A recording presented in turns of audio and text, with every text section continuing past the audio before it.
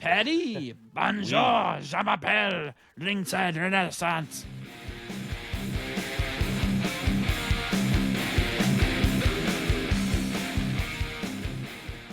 That's going to Clash in Paris, taking place from Paris. Patty, bonjour, je m'appelle Ringside Renaissance.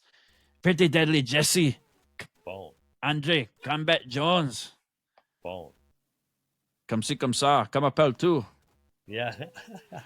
But this card has got some star power on it, man. I know a lot of people are kind of disappointed with it. Whenever it's the 5-match card, Right. That's usually what happens with these PLEs that are not the big four, as they say. But replacing Stephanie Vacour and Naomi for the women's world title because of Naomi's pregnancy, we got the Intercontinental Women's Championship match. Nikki Bella challenges Becky Lynch. And there's no chance in hell that Nikki Bella is going to win this match, right? Becky Lynch has got to hold this title for a while. She's put some prestige on this title. I agree. Unless the WWE has gotten so much backlash from the Osborne family that they are going to slap her on the wrist, which I'm sure would have happened with Vince backstage or something. But not to mention the match wouldn't have been happening if Vince was still there and Naomi would have got pregnant. I'm sure Big Jim would have been in some type of crazy outfit coming out and taking every loss for the next year in the company. No, Jay and Jimmy would have had a feud for who was the actual father. Yeah. Or he would have been the new gobbly goobler of Gooker of 2025. Yeah.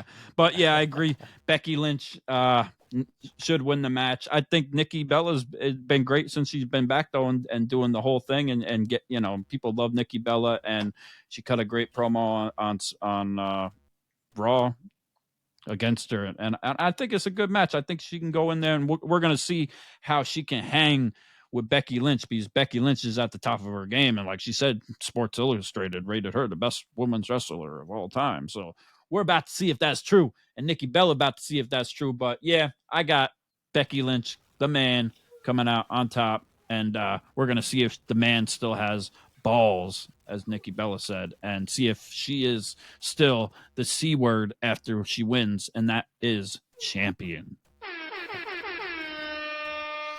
We're going to see who's really got balls on Sunday, because we have a good old Donnybrook match.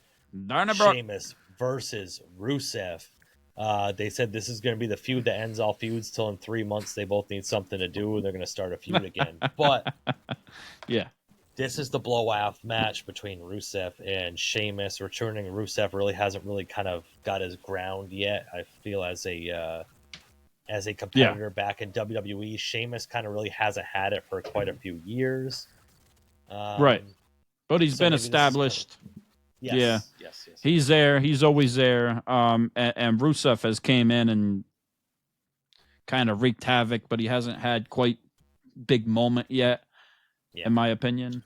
But for an overseas match, it's going to be big because it's in Paris, and from what we've seen for all these events, they've been the crowd has been nuts. So I think them having exactly. So having the match there means a lot more.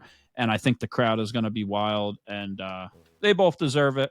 And I think Rusev's going to come out on top with this one, so it kind of builds momentum for it. And Sheamus kind of gives them the rub with it. Yeah, you know what I'm saying. Sheamus is going to be just fine without it, and Rusev can use it going forward to whatever storyline they choose to do with him. I'm not sure where he's going to be able to fit in next. If he's going to stay around that mid-card place or mid-show place, those time slots fall, or however you want to look at it. Same type of thing in my eyes. But it's funny because you said that Sheamus is going to give Rusev the rub, and I agree with you. But at the same time, I watched some of those Sheamus workout videos, and I wish he would give me the rub, because that man is jacked. So, but yeah, at the end of the day, I think Rusev needs this more. I think Sheamus is more kind of fit into the role of kind of just getting other people over. And I think he enjoys it as long as he goes out and has competitive matches and still kind of solidifies his legacy, as it were, that he's doing right now. So Rusev should get it. For sure. Now we have the Tribal Chief versus the Tribal Thief. The Ulafala versus the Shulafala. We're talking about Big Bronson Reed versus Roman Reigns. I'm not sure where I'm going on this one, honestly. I'm really not sure.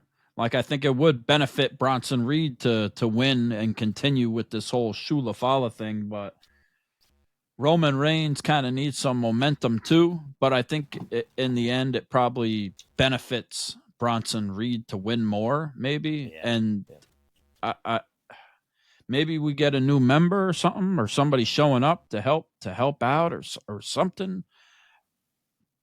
But at the same time, if it's just a one-on-one and there's no interference or anything, I feel like Roman Reigns should probably win it. He looks like he can take out Bronson Reed. So I think it kind of comes down and depends on where they go in that type of sense of the story with it. Because do they want to keep the story going or not? Yeah, I gotta say, I don't see in any world, whatever, that Bronson Reed's gonna beat Roman Reigns on a PLE. That just doesn't. Yeah, that doesn't jive with me, dog. That's true. We gotta remember, Seth Rollins, of course, is in the Fatal 4-Way match, but we gotta remember the other Braun Breaker, is not in a match, so he's gonna make an appearance, whether it's in both matches or with his boy Braun against Roman Reigns, because Roman fears the spear, allegedly, or will they both show up to help in the Fatal 4-Way, which not sure if that needs to happen either, but yeah, I don't know. I guess it makes sense overseas for Roman Reigns to get the W and the crowd to kind of be happy and get a win with that one. Will he get his shoes back? I don't know. I think they should keep holding on to this whole Shula-Fala thing and keep going with it, with the tribal thief thing. But if Roman wins, does that kind of end the momentum of that whole gimmick and that whole thing going on with him? Yeah, I'm not sure. Could end in a DQ too, I guess. That wouldn't hurt Bronson Reed if he ended up a DQ. All right. What do y'all think? I'm interested Reigns. To see. Yeah. I'm interested to see what people think with that and how they play that whole thing off. But yeah. Next up, we have Logan Paul and John Cena. I'm just saying it straight up. John Cena's going to win. No way he's losing to Logan Paul on his way out. Yeah, I hope not. Especially with the amount of matches that he has left and all that. If they really put Logan Paul over him, I just don't think it makes sense like they did with Austin Theory at that time with John Cena. Doesn't make sense. However, if John Cena doesn't win, I could see a way of there being a disqualification or some type of interference, maybe with like a Brock Lesnar showing up or getting involved in some type of way with that.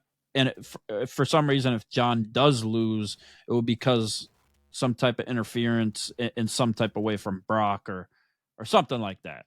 I don't know. That makes a lot of sense. In reality, if there's no interference and it goes down one-on-one, John Cena is taking out Logan Paul and he will humble him. He's going to waterboard him with Prime. Yeah.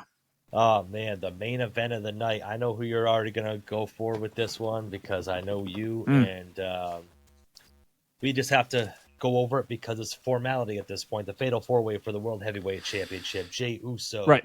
CM Punk, LA Knight, yeah, and Seth freaking Rollins, the championship, the Fatal 4-Way match. What's going to happen? What's going down? What's going to happen? DQ, so there's going to be interference because there's no DQ in a Fatal 4-Way. Right. Braun. Paul Heyman. I'm going to go bold here and say LA Knight wins his first ever World Heavyweight title. Holy shit. That will be a moment for LA Knight if that happens. You aren't going to tell me otherwise. LA Knight is winning his championship. And he's going to smack you back to factory settings. What a shock that would be, and kind of shift everything with the WWE with that championship and where we kind of see things going, and it could kind of open a lot of doors with how they want to play it going forward with the Rumble and with WrestleMania and the Elimination Chamber too, which would be interesting. Nobody would see it coming. Nobody expects it. Jestradamus, you got it right there. I will.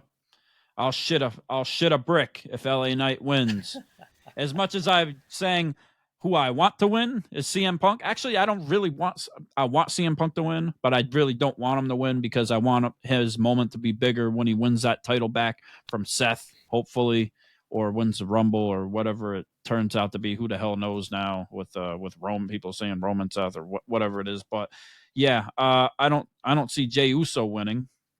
That could be crazy if he does, but that wouldn't really make much sense either. I think the logical answer, it makes the most sense, and it's like it's got to be Seth Rollins winning, and we've been saying that. Like, they're all going to turn on each other. We've seen the seeds planted for what's going forward with Punk, LA Knight, and Jey Uso. Trying to get on the same page, and it's kind of backfiring now, and that's the vision. That's what Seth's planned, and he is the architect, the visionary, the revolutionary. I planned this all. So I expect Seth frickin' Rollins to leave Paris with that championship and continue that on, because it just makes sense. Yeah. Well, that's our predictions. Let us know what you think in the comments. Make sure to hit like, share, and subscribe. Tell your friends. Join the Renaissance with us. We are having a great time doing this. We hope you're having a great time with us. A lot of great things happening. Clash in Paris this weekend.